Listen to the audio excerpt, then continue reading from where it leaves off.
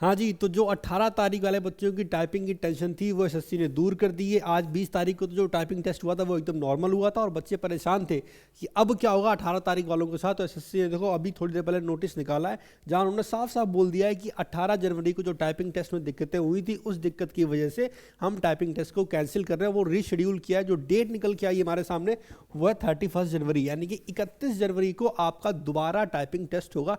Timing है 1 बजे और इसका एडमिट कार्ड आ जाएगा 27 जनवरी को। तो जो बच्चे बड़े परेशान थे 18 तारीख वाले, भाई आपकी समस्याएं बिल्कुल दूर हो गई हैं। अब आपको कोई समस्या, कोई टेंशन नहीं लेनी। अब बस बिंदास थोड़ी प्रैक्टिस और कर लो ताकि आप 31 तारीख को अच्छे से टेस्ट दे सको।